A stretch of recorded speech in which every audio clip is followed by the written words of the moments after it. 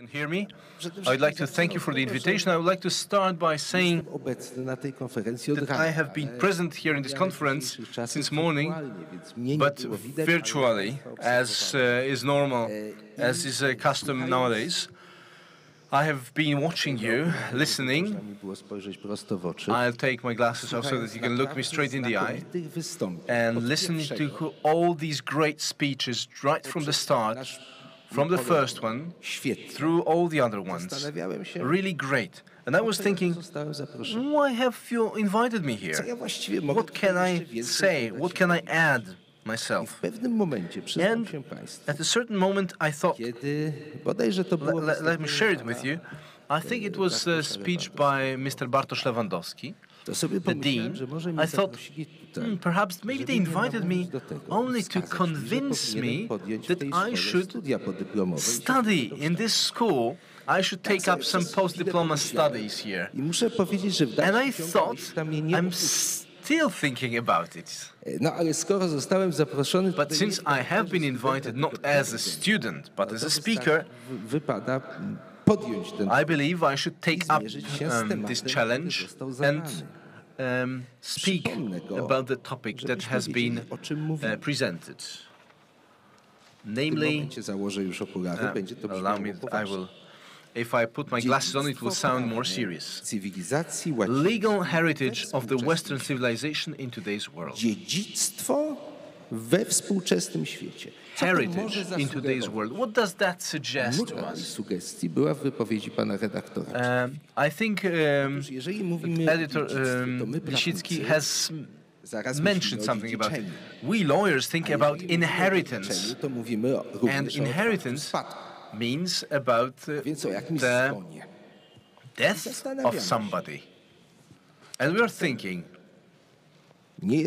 well, isn't it the truth that we are now speaking of the death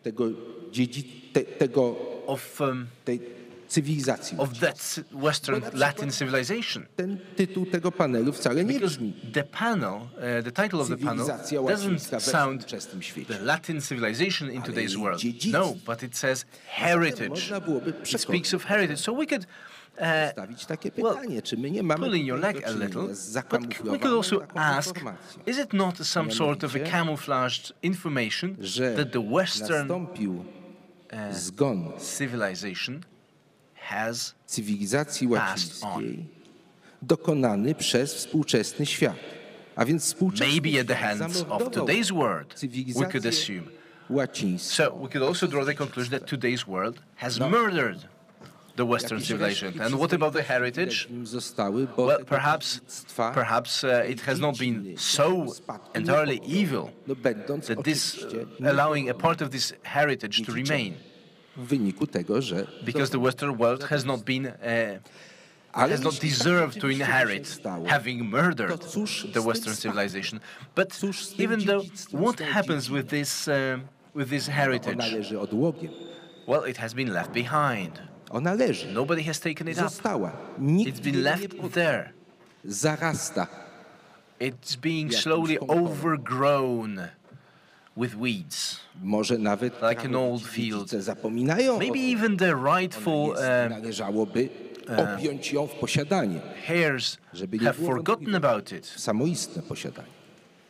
They forgot that it belongs to them, that it's their responsibility to cultivate it, to pick the weeds, to plow the ground, to sow the good seed, to take good care of it, and in the end, to reap the deserved fruit. Well, that's just one of the parallels that I thought about. Maybe some free thoughts concerning the title of this panel. But the question is, what is the real situation of this legal heritage of the Western civilization in today's world? Well, partly because of laziness and lack of time, I will not venture to have some kind of a scientific analysis. I'll take a shortcut. I'll give you an empirical example, which I have remembered very well. More than 20 years ago, during one of my classes at the Warsaw University. And the problem was related with the form of legal action, namely a loan. We're speaking of the form, written form, ad probationem. We all understand what it is. And the student said, if we have a loan of that time, ad probationem, for the aim of evidence should be has been contracted orally instead of in a written form, there is no obligation because nobody's going to prove it to him. I tried to convince him to accept an error because I thought it was one of those difficult cases. No. It was my clash. I am speaking with the Huntington's language. A clash of civilizations. And then, only then I realized that we are living in two different worlds that cannot coexist in the same place and in the same time because they would have to clash inevitably. They cannot coexist. This is what I understood that day. I think I learned much more than that student. But perhaps, well, we are learning throughout all our lives. And, ladies and gentlemen, what is this very civilization we're speaking about? I mentioned the name of Samuel Huntington. Everybody knows it, everybody's heard it. But we have to mention, not just because we are in Warsaw, in Poland, some other important names. And I think it has been greatly a great inspiration for Huntington, some people say. Well, I don't know if this has been the truth, but I would like to recall, this is my duty, of accountability, Mr. Felix Koneczny, of course, and his numerous works. A great part of his scientific life he devoted to working on civilizational questions. But in particular, his work on the law in Latin civilization. He defined civilization as a method of organizing social life. The way we exist with each other, according to what rules? Not our individual lives, but our communitarian lives. And at the same time, the law becomes one of the most important factors that shape this life, one of the crucial elements defining the civilization, telling us what kind of civilizations do we have.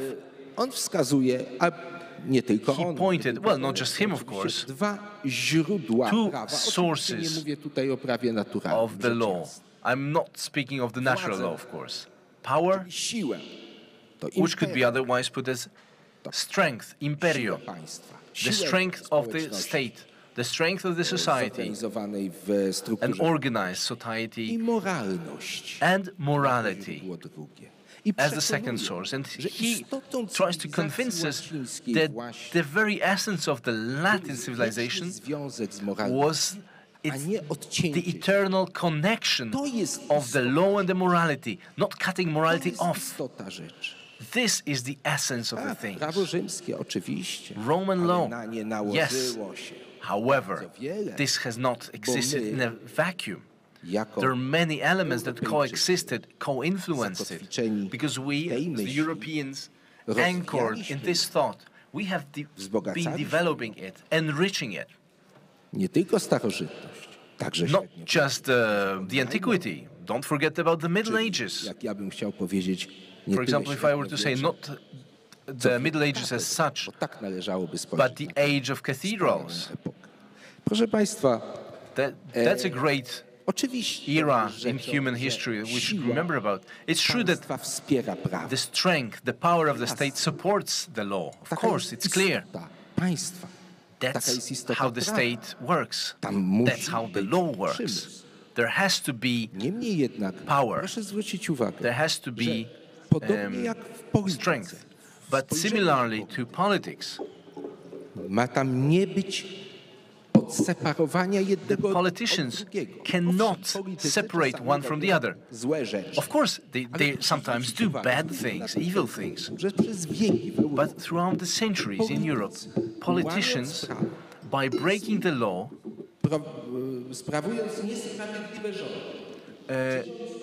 governing unjustly, doing evil, have ever been trying to convince us that it's not the truth, that bad law is in fact a good law, that it is not immoral, that it is absolutely observant of the morality. Only later they have invented the idea of amorality, of a non-morality, immorality. What does that tell us? It's a proof that even by negating what they were obliged to, they accepted the existence of these rules. It's just they didn't pay attention to them. Proszę Państwa, jako dziecko zapadło mi w domu. As a kid, I remembered very well from my family home that sentence. Maybe because it was very melodic, and I remembered it in French. I suppose Professor knows this language. That the society is orientated metaphysically, or there is no civilization. Zorientowana, skierowana ku. Zorientowana metafizycznie, albo nie ma cywilizacji. To jest właśnie ujęcie tej kwestii. I think this is the way to put this problem of law and morality. Bo jeśli, proszę Państwa, nie robimy tego w imię jakiegoś we don't do it in the name of any good, siły, we only do it in the name of power and our own selfish interests. To dlatego właśnie this is why this linguistic manipulation, which has been mentioned today by Justice Borrego, because very often it is all about creating new words, new terms, adding some adjectives that will reverse the original meaning of a term, but still it's just a manipulation aimed at making us believe that those who do it represent some good. I do believe, however, and maybe this is going to be a risky conclusion, but also as a kind of a warning that we are approaching the times when this will no longer be the case, where people will no longer try to present the evil as good, but to present evil as evil and put it on the altar. And we are approaching these times. And this is going to be the real end of civilization. Proszę Państwa, ladies and gentlemen, jeśli chodzi o cywilizację łacińską, speaking of the Latin civilization, if we try to find some of its elements, we can find many of them in numerous areas of law, private law, public law. But I believe that its very nature has also been included in the title of today's conference, not just this panel. You titled the conference Intermarium as the space of freedom and order. That's right. The order without freedom is just a tyranny. It's nothing more but a tyranny. Jeżeli ktoś mówi o władzie, że wprowadzi ład, if somebody says he'll bring order without taking into account the freedom of others, their independence, their opinions, then we have the different language, Befehl, Ordnung, Gleichschaltung. And this reminds us clearly of the Nazis. This has been mentioned before today, in the beginning of the conference, from the Teutonic Knights, where the cross was placed. But it was just a false word. The essence was completely different. And then it just spread to Prussia, it infected Germany. And now this way of thinking has been infecting Europe and us. Freedom and order. You can create order only if it is created by free people. A condition of the real order is freedom. A wise republican freedom, which does not say, do whatever you want, which shows the direction, which is related, tightly related with responsibility, because we are not just individuals, we are not just living in an isolated way. We want to be together. Our freedom is a thing we share within a group, wisely directed. That's why Intermarium, the way I read it, the way I connect it with this panel's topic, is a shared space in which, well, it is something completely different than Mitteleuropa, even though geographically it's very similar. In different areas of life we could speak of this presence of Roman legal heritage. That there are less and less of these elements. Let's think of administration. It's a sphere of life that has been close to me for a number of reasons. In the Roman civilization, administration is an organism,